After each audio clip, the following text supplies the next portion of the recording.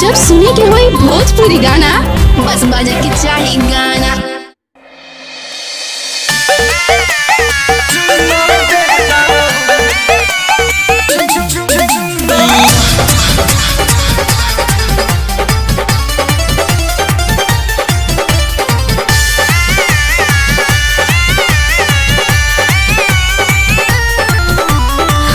Lockdown में town से घरे जिद करता रह तू सोते के जोरे। अरे दूर रहा। लॉकडाउन में टाउन से घरे जिद करता रह तू सोते के जोरे। तो ठीक है कैला बाकी सुत जा भर पेट खा के। तो ठीक है कैला बाकी सुत जा भर पेट खा के। अरे बुझला जानी चुम्मा देता का जानी चुम्मा देता काहे मुँह में सैनिटाइजर लगा के। जानी चुम्मा देता मुँह में सैनिटाइजर लगा के। ओहो अरे दूर रहो।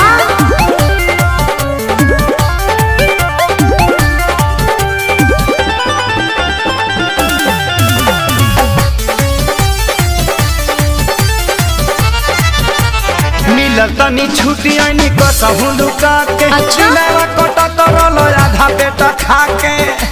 का बताई अच्छा कुछ दिल ना दूर हमसे रह पिया। देहिया पाया के जनी ढह पिया।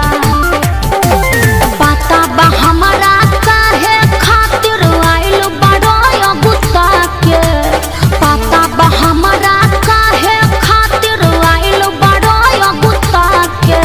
जौन सोचत बड़ा ना होई। जानी चुम्मा देता चुप रहा। जानी चुम्मा देता ना मनवा सैनिटाइजर लगा के। जानी चुम्मा देता मुँह में सैनिटाइजर लगा के। और जीत काहे पहले बड़ा।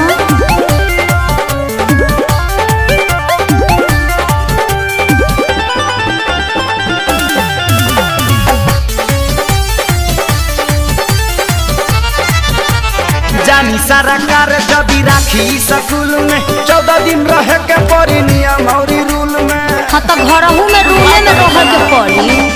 मन बना बात तो खेसारी पछतैबा।